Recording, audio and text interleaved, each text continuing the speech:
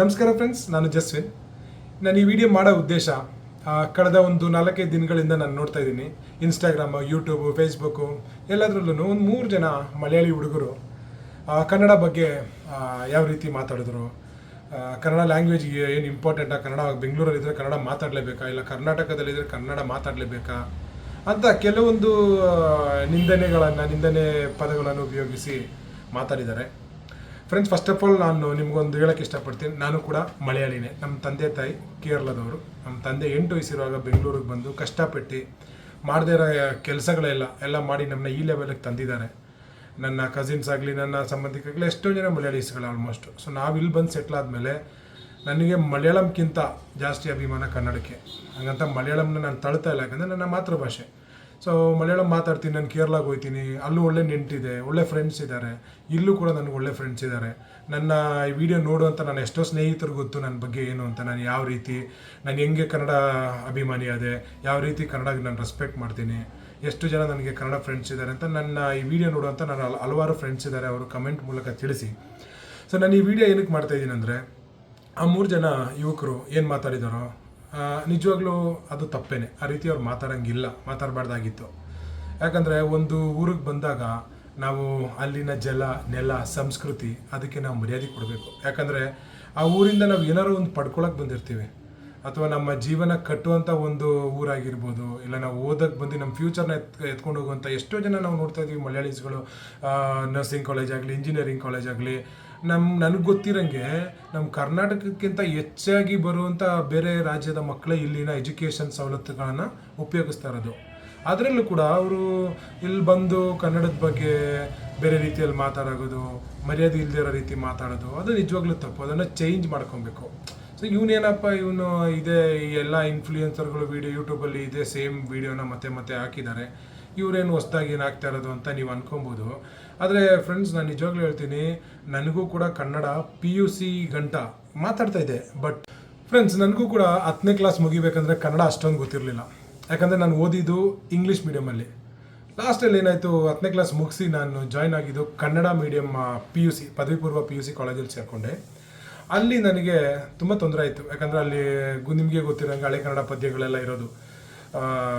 ಮಾಮೂಲಿ ಕನ್ನಡನೇ ಒದ್ಲಾಡ್ಕೊಂಡು ಮಾತಾಡ್ತಾ ಇದ್ದೆ. ಹಳೆ ಕನ್ನಡ ಪದ್ಯ ಎಲ್ಲ ಕಲಿಬೇಕಂದ್ರೆ ಸಿಕ್ಕಾಪಟ್ಟೆ ಕಷ್ಟಪಟ್ಬಿಟ್ಟೆ. ಸೊ ಅದನ್ನು ನೋಡಿ ನಮ್ಮ ಗುರುಗಳು LN ಮುಕುಂದರಾಜ್ ಅಂತ, ಈಗಿನ ಕನ್ನಡ ಸಾಹಿತ್ಯ ಪರಿಷತ್ತಿನ ಮುಖ್ಯಸ್ಥರಾಗಿರುವ LN ಮುಕುಂದರಾಜು, ಆತ ಕವಿಗಳು ಕೂಡ ಹೌದು, ಲೇಖಕ ಕೂಡ ಹೌದು, ಒಳ್ಳೆ ನಿರ್ದೇಶಕರು ಕೂಡ ಹೌದು. ಅವರು ನನಗೆ ಒಳ್ಳೆ ಮಾರ್ಗದರ್ಶನ ಕೊಟ್ಟು ನನಗೆ ಕನ್ನಡ ಇಷ್ಟರ ಮಟ್ಟಿಗೆ ಮಾತಾಡೋಂತೆ ಸಹಾಯ ಮಾಡಿದ್ರು. ಹಾಗೆ ನನ್ನ ಎಲ್ಲ ಒಳ್ಳೆ ಸ್ನೇಹಿತರು ಕನ್ನಡಿಗರು ನನ್ನ ತುಂಬ ಸಪೋರ್ಟ್ ಮಾಡಿದ್ರು. ಓಕೆನಾ, ಎಲ್ಲ ವಿಷಯದಲ್ಲಾಗಲಿ, ನಾನು ಏನೇ ವಿಷಯದಲ್ಲಿದ್ದರೂ ಬೆನ್ನಿಂದ ನಿಂತು ನನ್ನ ಸಪೋರ್ಟ್ ಮಾಡೋರು. ನೀವು ಅನ್ಕೋಬೋದು, ಇವನು ಚರಿತ್ರೆ ಎಲ್ಲ ಹೇಳ್ತಾನೆ ಈ ವಿಡಿಯೋ ಮೂಲಕ ಅಂತ. ನಾನು ಎಷ್ಟೊಂದು ವೀಡಿಯೋಗಳು ನೋಡಿದೆ. ಯೂಟ್ಯೂಬರ್ಸು, ಇನ್ಫ್ಲೂಯೆನ್ಸರು, ಕನ್ನಡ ಇನ್ಫ್ಲೂಯೆನ್ಸರ್ಸ್ ಎಲ್ಲ ನಾನು ಯೂಟ್ಯೂಬಲ್ಲಿ ನೋಡಿದೆ. ಅವರೆಲ್ಲ ಕನ್ನಡದಲ್ಲಿ ತುಂಬ ರೀತಿಯಾಗಿ ಅವನಿಗೆ ಆ 3 ಜನ ಯುವಕರಿಗೆ ಯಾವ್ಯಾವ ರೀತಿ ಮಂಗಳಾರತಿ ಮಾಡಿದ್ದಾರೆ. ಸೊ ನಾನು ಇವಾಗ ಈ ವಿಡಿಯೋ ಏನಕ್ಕೆ ಮಾಡ್ತಾಯಿದ್ದೀನಿ ಅಂದರೆ, ಮಲಯಾಳಮಲ್ಲಿ ನಾನು ಅವ್ರುಗಳಿಗೆ, ಇಲ್ಲಿರುವ ಮಲಯಾಳಿಗಳಾಗಲಿ, ಇಲ್ಲಿಗೆ ಓದಕ್ಕೆ ಬಂದಿರೋ ಮಲಯಾಳಿಗಳಾಗಿ, ಕೆಲಸಕ್ಕೆ ಬಂದಿರೋ ಅವ್ರಿಗೆ ಅರ್ಥ ಆಗೋ ರೀತಿಯಲ್ಲಿ ಮಲಯಾಳಮಲ್ಲಿ ಸ್ವಲ್ಪ ನಾನು ಯಾವುದೇ ಕಾರಣಕ್ಕೂ ಅವ್ರನ್ನ ದ್ವೇಷ ಮಾಡ್ತಾಯಿಲ್ಲ, ಅದೇ ರೀತಿ ಅವ್ರನ್ನ ನಿಂದಿಸ್ತಾ ಇಲ್ಲ. ಯಾಕಂದರೆ ನಾವೆಲ್ಲರೂ ಒಂದೇ ತಾಯಿಯ ಮಕ್ಕಳು. ಇವಾಗ ನಮ್ಮ ಭಾರತ ಅಂದರೆ ಎಲ್ಲ ಒಂದೇ ತಾಯಿಯ ಮಕ್ಕಳು. ನಾವು ಸಣ್ಣ ವಿಷಯಗಳಿಗೆ ಕಿತ್ತಾಡೋದು, ಅದನ್ನು ದೊಡ್ಡ ವಿಷಯ ಮಾಡೋದು ಬೇಡ. ಅವ್ರಿಗೂ ನಾವು ಪ್ರೀತಿಯಿಂದ ಕನ್ನಡ ಕಲಿಸೋಣ. ಅವರು ಕನ್ನಡ ಬಗ್ಗೆ, ಕನ್ನಡ ಸಂಸ್ಕೃತಿ, ಕನ್ನಡ ನೆಲ ಜಲ ಬಗ್ಗೆ ಅವರು ತಿಳ್ಕೊಬೇಕು. ನಾವು ಅದಕ್ಕೆ ಅವಕಾಶ ಮಾಡಿಕೊಡ್ತಾ ಇದ್ದೀವ ಇಲ್ವಾ, ನಮಗೆ ನಾವೇ ಒಂದ್ಸಲ ಪ್ರಶ್ನೆ ಮಾಡಿ ನೋಡೋಣ. ನಾನೊಂದು ಸಣ್ಣ ಉದಾಹರಣೆ ಕೂಡ ಹೇಳ್ತೀನಿ. ನಾವು ಯಾವ ರೀತಿ ಕನ್ನಡ ಕಲಿಸೋಕ್ಕೆ ನಾವು ನಮ್ಮ ಗುರುಗಳೆಲ್ಲ ಸೇರಿ ಒಂದು ಒಳ್ಳೆ ಅಭಿಯಾನ ಮಾಡಿದ್ವಿ. ಅದ್ರ ಬಗ್ಗೆ ಕೂಡ ನಾನು ಈ ವಿಡಿಯೋದಲ್ಲಿ ಹೇಳ್ತೀನಿ. ಸೊ ಅವರಿಗೆ ಕನ್ನಡ ಯಾವ ರೀತಿ ಹೇಳ್ಕೊಡ್ಬೇಕು, ಅದನ್ನು ಕನ್ನಡ ಯಾವ ರೀತಿ ಕಲಿಸ್ಬೇಕು, ಅದನ್ನು ಕೂಡ ನಾನು ಈ ವಿಡಿಯೋದಲ್ಲಿ ನನ್ನ ಒಂದು ಸಣ್ಣ ಏನು ಹೇಳೋದು ಪ್ರಯತ್ನ, ಇದು ಮೇ ಬಿ ಯೂಸ್ ಆಗ್ಬೋದು, ಯೂಸ್ ಆಗದೇ ಇರ್ಬೋದು, ಬಟ್ ನನ್ನೊಂದು ಸಣ್ಣ പ്രയത്നം ഈ വീഡിയോ ಮೂಲಕ ನಾನು ಮಾಡ್ತಾയിದ್ದೀನಿ. ഹലോ ഫ്രണ്ട്സ്, എല്ലാവർക്കും നമസ്കാരം. ഈ വീഡിയോ സ്കിപ്പ് ചെയ്യാണ്ട് കാണുക. ഈ ഒരു വീഡിയോ വളരെ വളരെ പ്രാധാന്യമായിട്ടുള്ള ഒരു വീഡിയോ ആണ്. പ്രത്യേകിച്ച് ബാംഗ്ലൂരിൽ ജോലിക്ക് വരുന്നവരും അതേപോലെ പഠിക്കാൻ വരുന്നവരും ശ്രദ്ധിക്കേണ്ട ഒരു വീഡിയോ ആണ്. ഞാൻ ബാംഗ്ലൂരിൽ ജനിച്ചു വളർന്ന ഒരു വ്യക്തിയാണ്. എനിക്ക് മലയാളം അഭിമാനമുണ്ട്. എൻ്റെ അച്ഛനും അമ്മ മലയാളിയാണ്, ഞാനും മലയാളിയാണ്. പക്ഷേ ഞാനിവിടെ ജനിച്ചു വളർന്നുകൊണ്ട് ഞാൻ പഠിച്ചതും അഭ്യസിച്ചതൊക്കെ കന്നഡയാണ്. അപ്പോൾ എനിക്ക് കന്നഡ ലാംഗ്വേജ് അഭിമാനമുണ്ട്.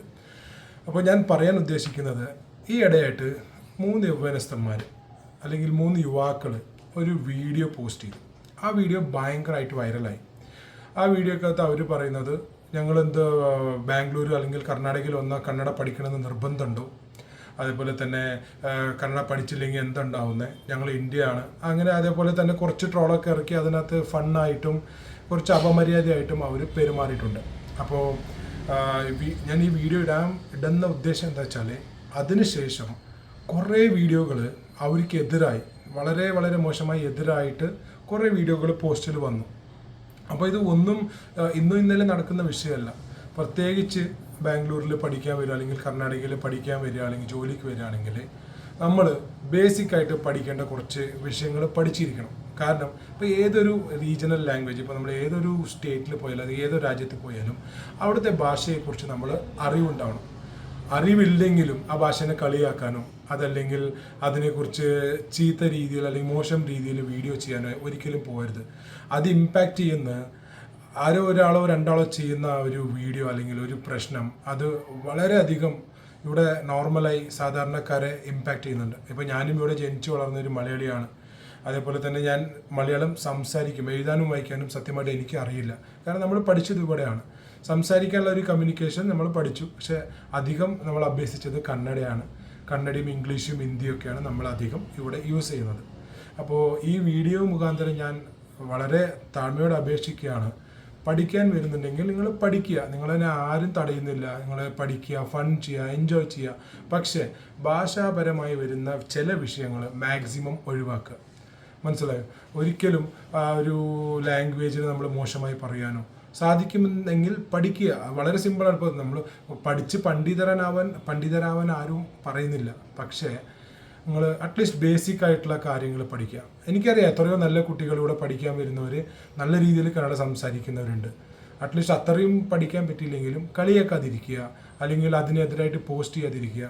അതിൻ്റെ ഭവിഷ്യത്ത് അനുഭവിക്കുന്നത് ഞങ്ങളെപ്പോലെ ആൾക്കാരാണ്. ഞങ്ങളിവിടെ ജനിച്ച് വളർന്ന ആൾക്കാരാണ്. നിങ്ങൾ ഇവിടെ വന്ന് പഠിച്ചു, നാളെ ജോലി ചെയ്തു, തിരിച്ചു പോകേണ്ട ആൾക്കാരാണ്. പക്ഷേ ഞങ്ങളിവിടെ ഉള്ള ആൾക്കാരാണ്. അതുകൊണ്ട് ദയവ് ചെയ്ത് ഞാൻ താഴ്മയെ അപേക്ഷിക്കുകയാണ്, ഒരിക്കലും നിങ്ങൾ കന്നഡ ലാംഗ്വേജ് ആവട്ടെ, വേറെ ഒറ്റ ലാംഗ്വേജ് ആവട്ടെ, നിങ്ങൾ വേറെ ഏത് സ്റ്റേറ്റിൽ പോയാലും ആ ലാംഗ്വേജിൻ്റെ കൾച്ചറിനെ റെസ്പെക്റ്റ് ചെയ്യുക, ആ ലാംഗ്വേജ് റെസ്പെക്റ്റ് ചെയ്യുക. ഓക്കെ. അതുപോലെ തന്നെ ഞാനൊരു ചെറിയ ഉദാഹരണം പറയും. ഇപ്പോൾ ഞാനും നാട്ടിലേക്ക് പോകാറുണ്ട്. ഞങ്ങൾ കസിൻസും സ്വന്തക്കാരൊക്കെ നാട്ടിലുണ്ട്. അവിടെ ഇപ്പോൾ ഒരു ചെറിയൊരു എക്സാമ്പിൾ ഞാൻ പറയാം.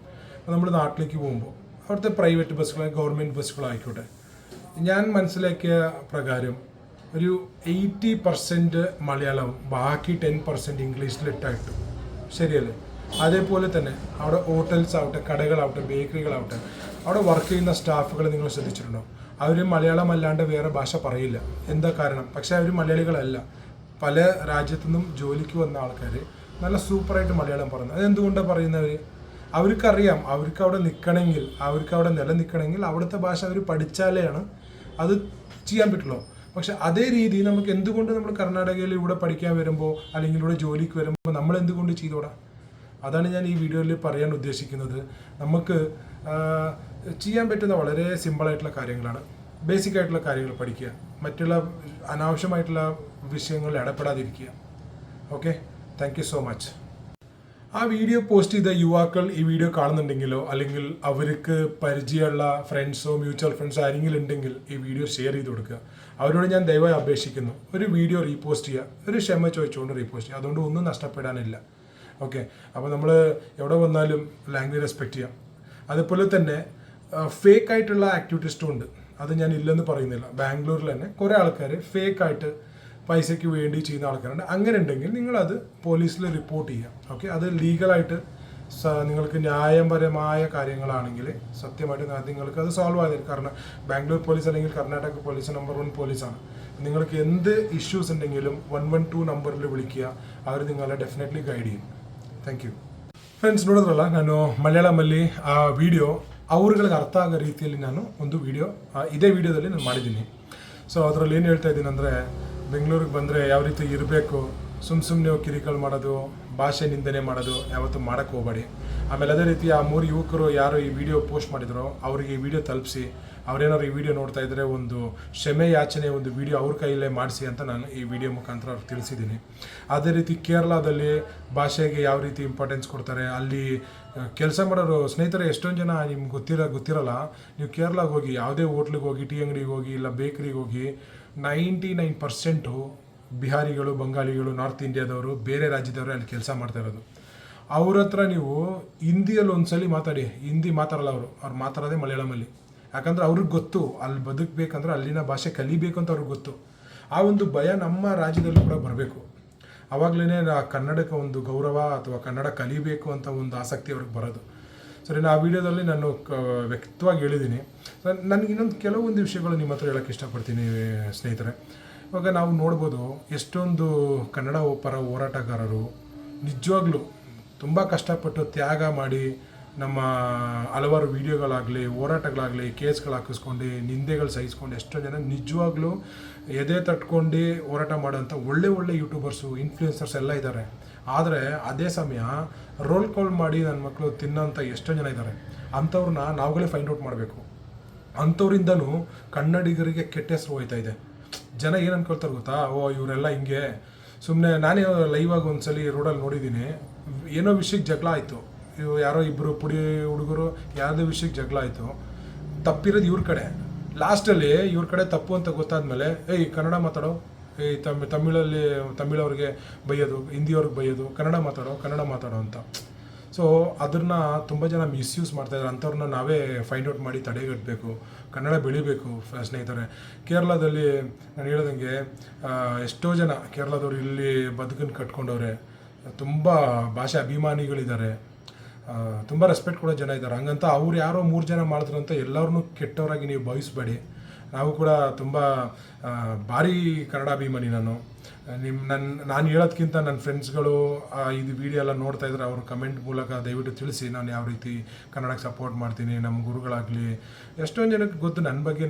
ನಾನೇನು ಹೇಳ್ಕೊಳ್ಳೋದು ಬೇಕಾಗಿಲ್ಲ. ನಾನು ಏನು ಅಂತ ನನ್ನ ಸುತ್ತಮುತ್ತ ನನಗೆ ಗೊತ್ತಿರೋರು ಅದನ್ನು ದಯವಿಟ್ಟು ಕಮೆಂಟ್ ಮೂಲಕ ತಿಳಿಸಿ. ಓಕೆನಾ. ನಾನು ಈ ವಿಡಿಯೋ ಮಾಡ್ತಾ ಇರೋದು ಇಷ್ಟೇ ವಿಷಯ. ನಾವು ಯಾವುದೇ ಕಾರಣಕ್ಕೂ ನೋಡಿ ಬೇರೆ ಆ ರಾಜ್ಯದವರು, ಈ ರಾಜ್ಯದವರು, ತಮಿಳವರು, ತೆಲುಗವರು, ಹಿಂದಿಯವರು ಅಂತ ಕಿತ್ತಾಡೋದಕ್ಕಿಂತ ಅವರಿಗೆ ಕನ್ನಡ ನಾವು ಕಲಿಸೋಕ್ಕೆ ಪ್ರಯತ್ನ ಪಡೋಣ. ನಾನೊಂದು ಅಭಿಯಾನದ ಬಗ್ಗೆ ಹೇಳಿದ್ನಲ್ಲ, ನಾವು ಕಾಲೇಜಲ್ಲಿ ಇರಬೇಕಾದ್ರೆ ನಮ್ಮ ಗುರುಗಳು ನಾವೆಲ್ಲ ಸೇರಿ ಒಂದು ಭಾಷೆ ಅಭಿಯಾನ ಮಾಡಿದ್ವಿ. ಆ ಟೈಮಲ್ಲಿ ನಮ್ಮ ಹತ್ರ ಮೊಬೈಲು ಅದೆಲ್ಲ ಏನಿರಲಿಲ್ಲ, ವೀಡಿಯೋ ಮಾಡಿಲ್ಲ. ಸಿಂಪಲ್ ಸ್ನೇಹಿತರೆ, ಕನ್ನಡ ಮತ್ತು ಬೇರೆ ಭಾಷೆ ಟ್ರಾನ್ಸ್ಲೇಷನ್ ಬುಕ್ ಬರ್ತಾಯಿತ್ತು ಅವಾಗ.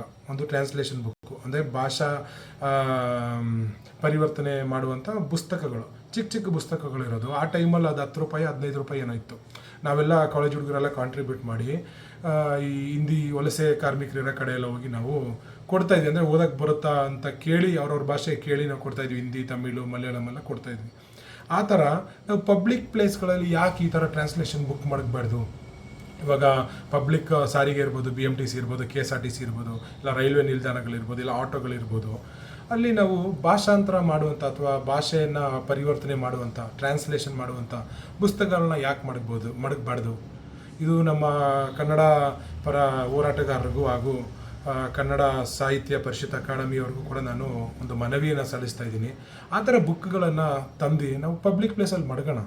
ಕಲೀಲಿ ಭಾಷೆ. ನಾವು ಸುಮ್ಮನೆ ಜಗಳ ಮಾಡೋದು, ಅವ್ರ ಹತ್ರ ಹೋಗ್ಬಿಟ್ಟು ಕಲಿ ಅಂದರೆ ನಾವು ಪ್ರಯತ್ನ ಕಲ್ಸೋಕ್ಕೆ ಏನಾರು ಒಂದು ಪ್ರಯತ್ನ, ಒಂದು ಸ್ಟೆಪ್ ಮಾಡ್ಬೋದಲ್ವ? ಒಂದು ಅಲೀಲು ಸೇವೆ ಥರ ಟ್ರಾನ್ಸ್ಲೇಷನ್ ಬುಕ್ಕನ್ನು ನಾವು ಪ್ರಿಂಟ್ ಮಾಡಿ ಯಾವ್ಯಾವ ಭಾಷೆ ಇಂಟ್ರೆಸ್ಟ್ ಇದೆಯಾ ಕೇಳಿ ಪ್ರೀತಿಯಿಂದ ಕೊಡೋಣ. ಕಲೀಲಿ ಕನ್ನಡ, ನಾವು ಭಾಷೆ ಬೆಳೆಸೋಣ, ಅವರು ಕಲೀಲಿ ಕನ್ನಡ. ಸರಿನಾ? ಈ ವಿಡಿಯೋ ದಯವಿಟ್ಟು ನೋಡೋರು ಏನಪ್ಪ ತಪ್ಪಾಗಂತೂ ವಿಡಿಯೋ ತಿಳ್ಕೊಬೇಡಿ. ಯಾಕಂದರೆ ನಾನು ಈ ಥರ ಯೂಟ್ಯೂಬಲ್ಲಿ ಬಂದು ಮಾತಾಡಿದ್ದು, ಯಾವ ರೀತಿ ಮಾತಾಡಬೇಕು ಅದು ಏನೂ ಗೊತ್ತಿಲ್ಲ. ಯಾಕಂದರೆ ಇದೆಲ್ಲ ನೋಡ್ತಾ ಇದ್ದಾಗ ನನಗೆ ಮನಸ್ಸಿಗೆ ಈ ಥರ ಅನ್ನಿಸ್ತು, ಈ ವಿಡಿಯೋ ಮಾಡಿದ್ದೀನಿ. ದಯವಿಟ್ಟು ನಿಮ್ಮ ಕಮೆಂಟ್ ಮೂಲಕ ಅಥವಾ ನಿಮ್ಮ ಲೈಕ್, ಶೇರ್ ಮೂಲಕ ಆದಷ್ಟು ಅದನ್ನು ಶೇರ್ ಮಾಡಿ. ಎಷ್ಟೊಂದು ಜನಕ್ಕೆ ಈ ಅರಿವು ಮೂಡಲಿ, ಕನ್ನಡ ಕಲಿಸೋಣ, ಕನ್ನಡ ಬೆಳೆಸೋಣ. ಜೈ ಕರ್ನಾಟಕ.